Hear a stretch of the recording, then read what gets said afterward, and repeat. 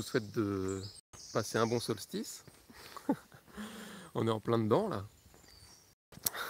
Merci à tous ceux qui œuvrent d'ailleurs par rapport à ça. Gratitude, en tout cas c'est ce que je ressens dans l'instant. Donc je voulais appuyer sur l'aspect fractal, mentalo-égotique. Tout simplement parce qu'on a parlé pas mal de pervers narcissiques dans la libre antenne, pour ceux qui l'ont vu. Le pervers narcissique qui n'est qu'une illusion projetée de notre propre petit ego, qui lui-même est une illusion, d'accord? Mais c'est l'illusion dans notre paysage holographique, d'accord? Pourquoi je parle de ça? Parce que hier matin, j'ai eu quelqu'un au téléphone qui est sous l'emprise d'un pervers narcissique. Et là où c'est, on va dire, difficile, très difficile, c'est que c'est le père de sa fille. Donc il ne suffit pas de dire qu'il y a juste à couper le lien avec le pervers narcissique.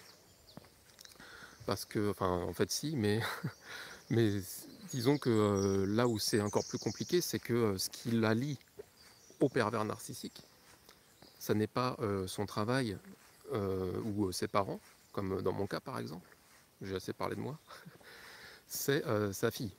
Donc c'est-à-dire qu'il y a l'aspect responsable qui vient s'amalgamer à tout ça, d'accord? Et lequel il faut réussir à ne pas amalgamer avec l'aspect possessif. D'accord? Donc l'attachement, on va dire, mentalo-égotique.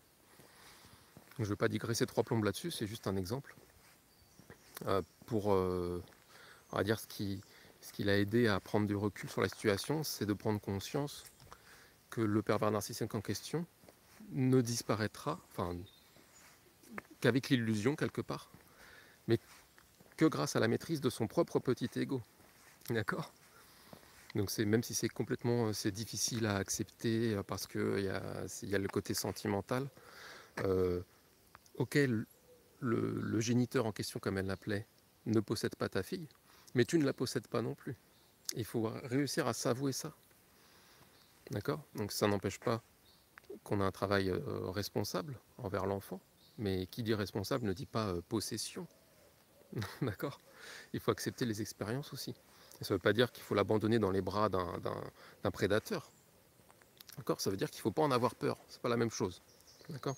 Et surtout dans son cas, commencer par ne pas s'oublier soi-même.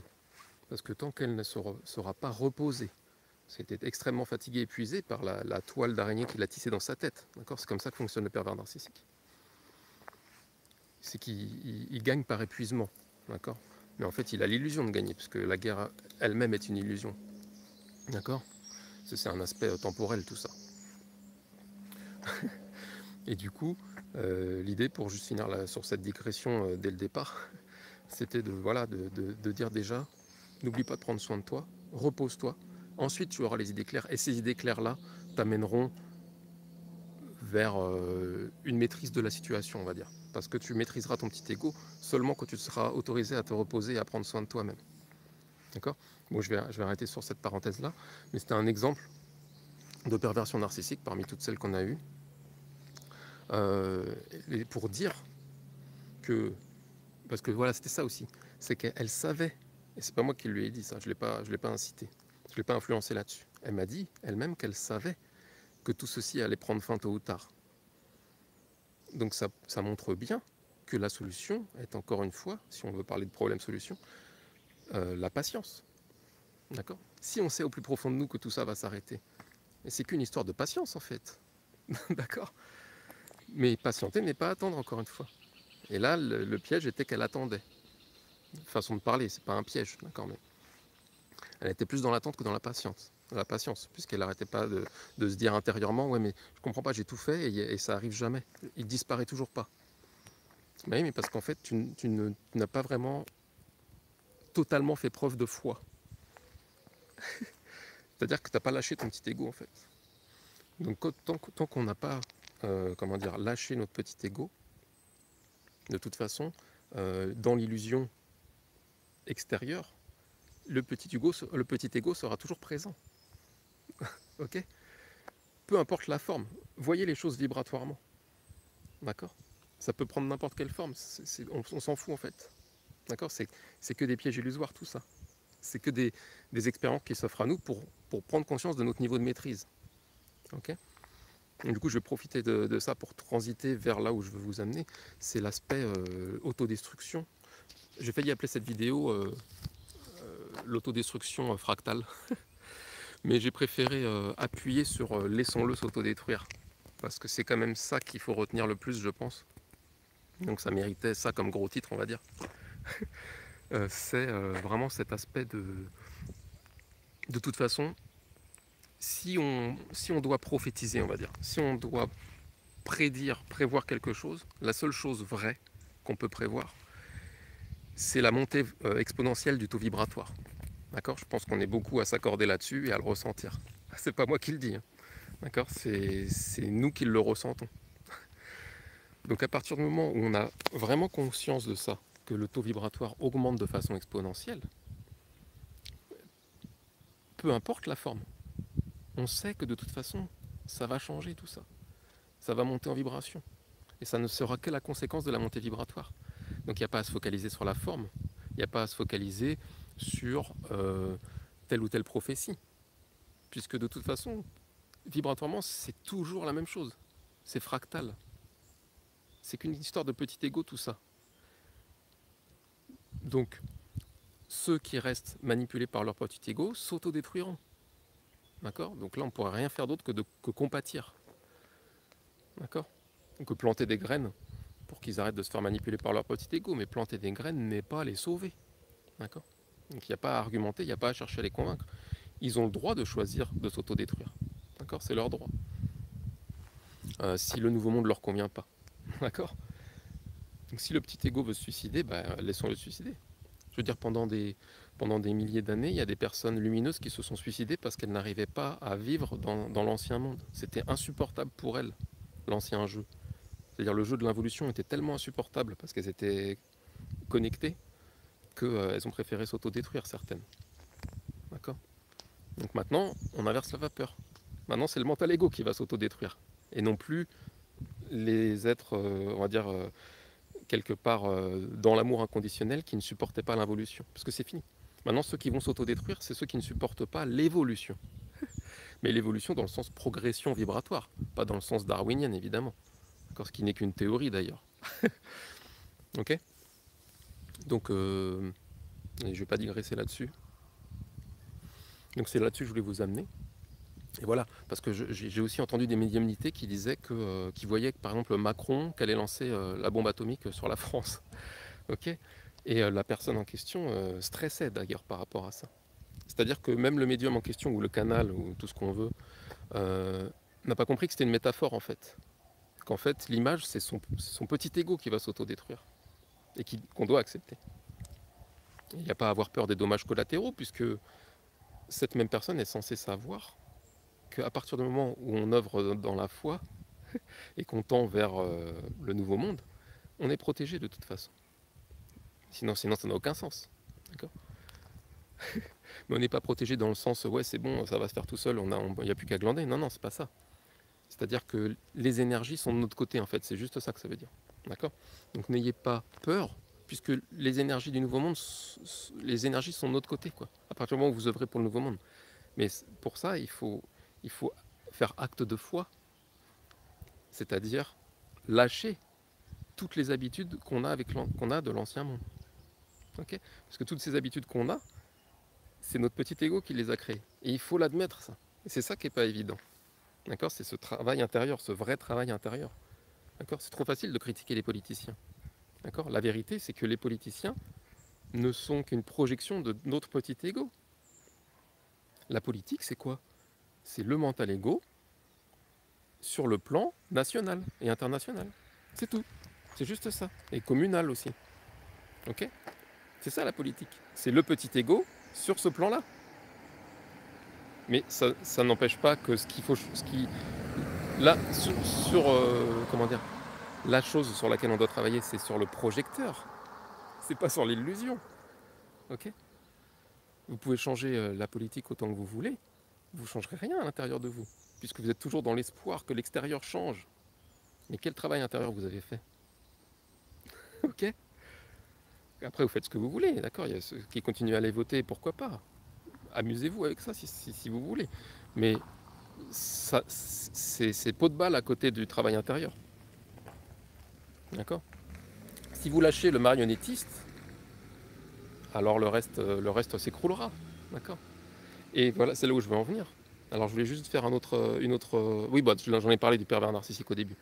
C'est-à-dire pour rappeler l'aspect fractal, c'est-à-dire que la politique et les politiciens, donc à l'échelle nationale, c'est notre mental ego, un point de vue fractal national et international même. D'accord? Le pervers narcissique, c'est notre mental ego à l'échelle proche, on va dire, l'environnement proche, d'accord? À l'échelle, on peut dire familiale quelque part, mais même si c'est pas que ça, et amical, enfin vous voyez l'entourage proche, quoi. Euh, Même tribal, on pourrait dire quelque part, mais c'est pas exactement ça. Mais en fait, on va dire qu'il y a vous voyez le projecteur, on va faire comme ça.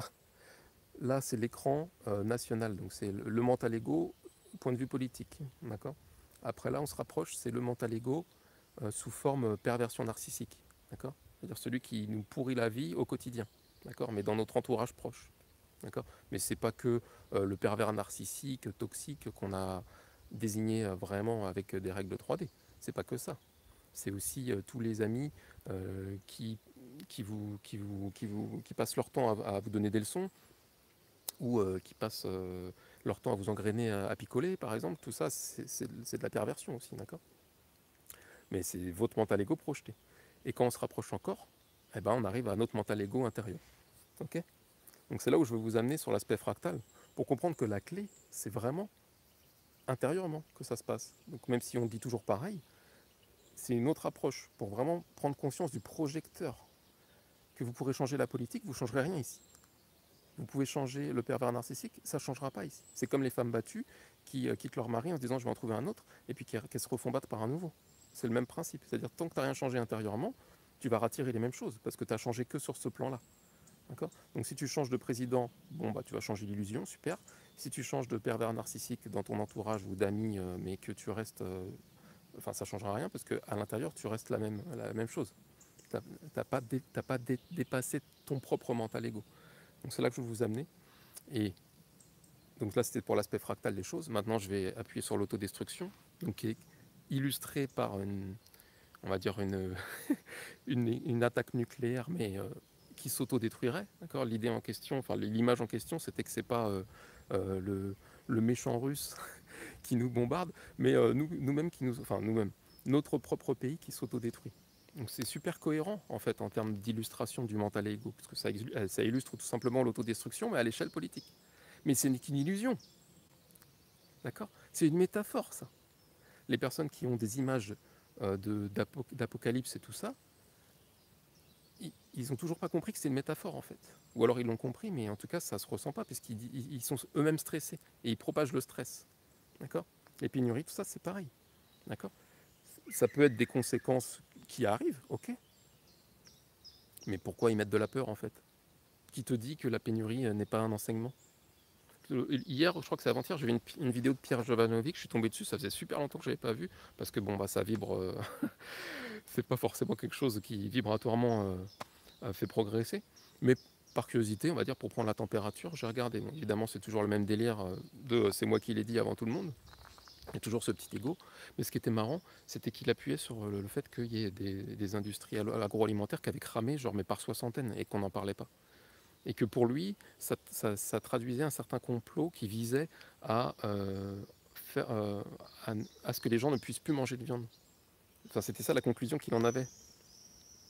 C'est-à-dire que derrière, ça faisait que l'accès à la viande devenait plus compliqué ou un truc comme ça. Et du coup, comme s'il y avait un complot qui visait à nous empêcher de manger de la viande. Et moi, ça m'amuse, parce que l'aspect spirituel qui se cache derrière, enfin, si vous voulez, il faut toujours voir le truc vibratoirement. C'est-à-dire, on peut aussi voir que c'est peut-être l'invisible qui nous invite à consommer moins de viande. Et s'il faut cramer des industries, bah écoutez, peu importe la forme. Je sais pas, hein, c'est moi qui le dis ça, ok.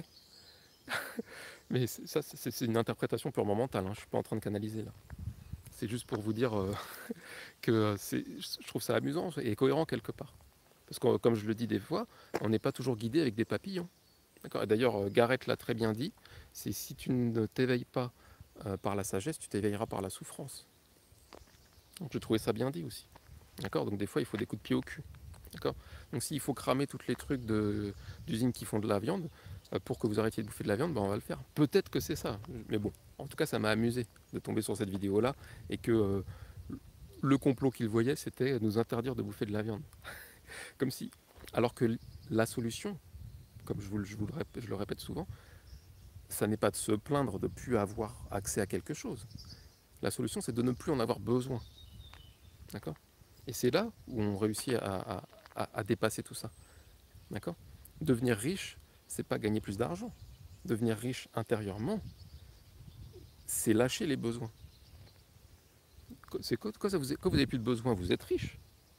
Ok. Vous voyez le truc. Sauf qu'on nous a tellement conditionnés à croire qu'il fallait gagner plus pour être riche, pour assouvir ses besoins, alors qu'en fait on va créer des nouveaux besoins, qu'on a oublié la deuxième solution, qui est qu'au lieu d'augmenter la richesse matérielle, on va baisser les besoins matériels. Donc la solution la plus efficace, c'est de lâcher les besoins. D'accord. Et j'ai fait une vidéo que j'ai appelée les formes de besoins pour ceux qui veulent aller plus loin. D'accord. Lâcher le besoin n'est pas remplacer le besoin par un autre. D'accord. C'est une expérience intéressante.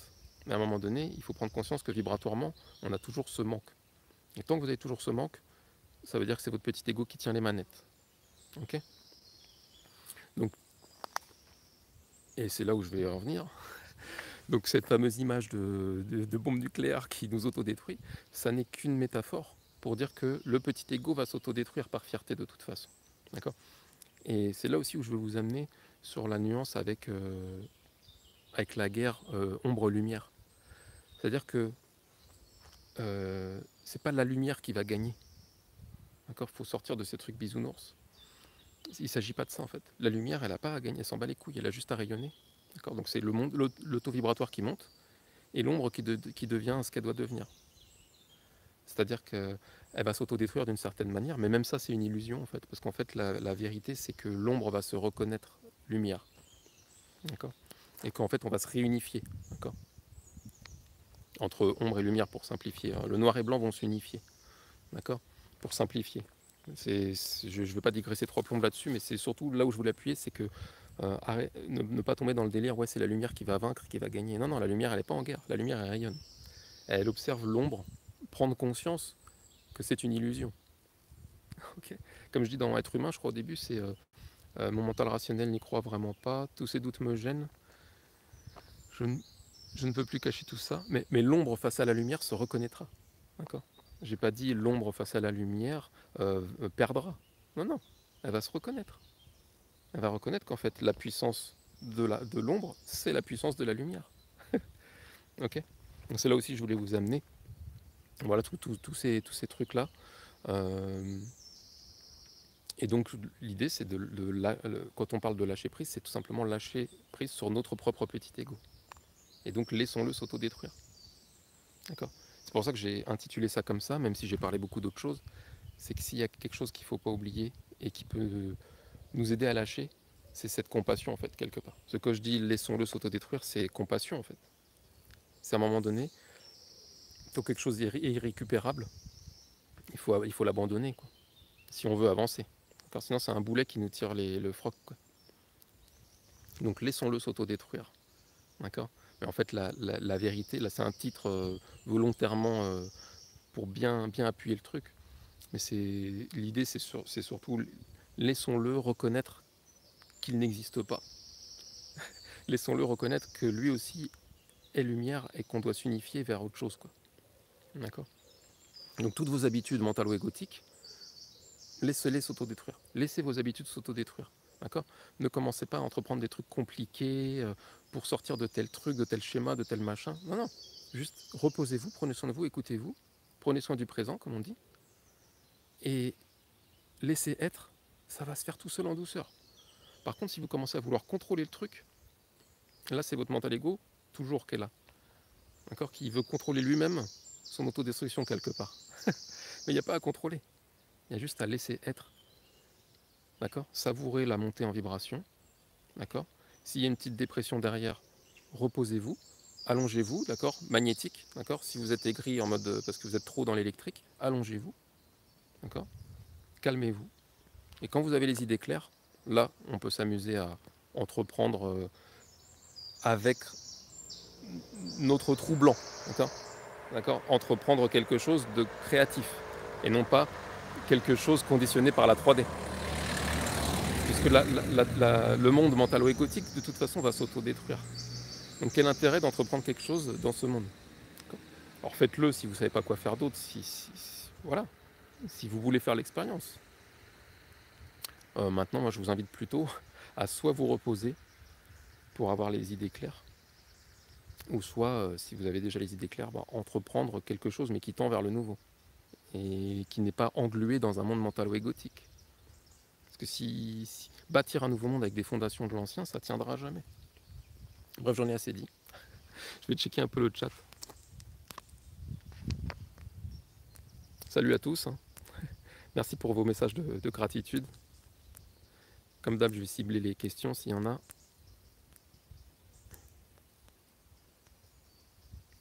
Pas de questions. Eh bien écoutez, voilà, je vais pas digresser du coup sur les affirmations. Je vous laisse lire le chat pour ceux que ça intéresse de digresser aussi, hein, d'accord. Il y a plein de choses positives, enfin intéressantes. Ah, j'ai une question, alors on va voir ça. Patience, surprise. Quelle est ta question, Gibastide?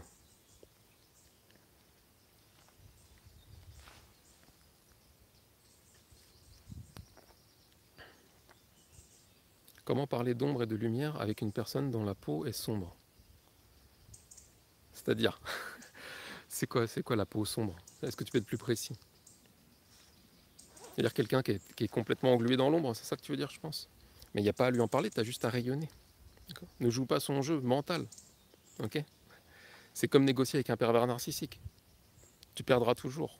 Puisque c'est son. Comment dire? C'est le domaine qu'il contrôle. D'accord. Donc si c'est ça que tu veux dire, c'est-à-dire comment faire prendre conscience à quelqu'un de sombre qu'il est sombre, quelque part. Enfin, dans le cas du concept spirituel, pour qu'il dépasse ses limites de dualité, on va dire. Il y a juste à rayonner en fait et à lui faire goûter, mais vibratoirement. D'accord.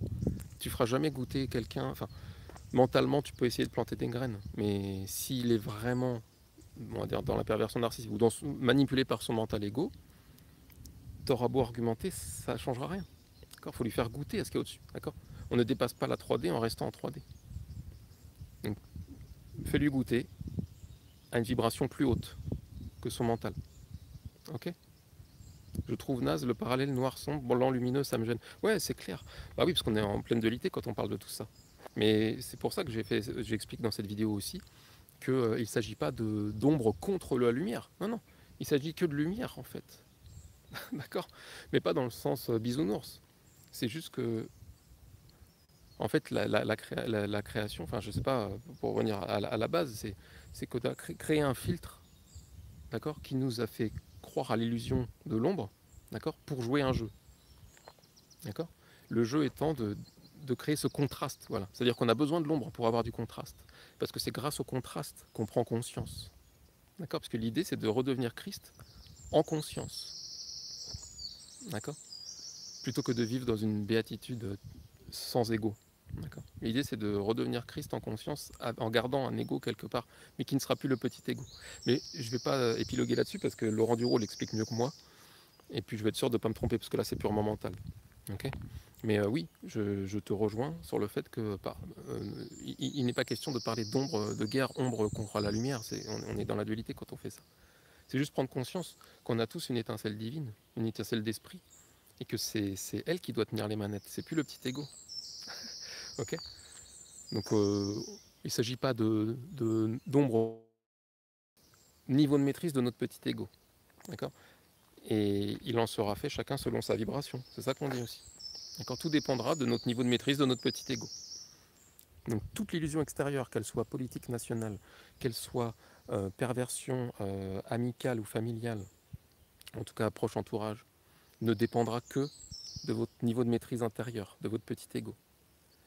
Si vous en avez marre de la politique, abandonnez votre petit ego. D'accord? Avec compassion. Lâchez-le. D'accord? Lâchez prise sur vos idées mentalo-égotiques et vos habitudes mentalo-égotiques. Et le paysage changera. D'accord? N'attendez pas que l'autre s'en aille. Il s'en ira que quand vous aurez coupé le lien qui résonne. Voilà, et c'est très bien de finir là-dessus d'ailleurs, parce que c'était ça que je voulais appuyer. C'était, et c'est ce que j'ai dit hier matin à la personne en question, c'est qu'il ne s'agit pas d'attendre que le pervers s'en aille. C'est à toi de virer tout ce qui résonne avec. D'accord? Donc tout ce qui résonne avec l'aspect mental égo de l'illusion extérieure, d'accord? Tout ce qui résonne intérieurement avec vous, bah, c'est ça qu'il faut réussir à abandonner et à lâcher. D'accord? C'est toujours un travail intérieur. N'essayez pas de changer l'extérieur. Virez en vous toute la merde mentalo-égotique. Il n'y a pas d'autre mot, façon de parler. D'accord? Oui, c'est du jugement, mais on peut s'amuser aussi avec ça. D'accord? Nettoyez en vous tout ce qui résonne avec le mental égo extérieur et vous verrez qu'il disparaîtra. Bon, allez, j'arrête là-dessus. Je vous embrasse. Et laissons-le s'autodétruire. Compassion. Compassion. C'est son choix, on le respecte. Allez, bisous.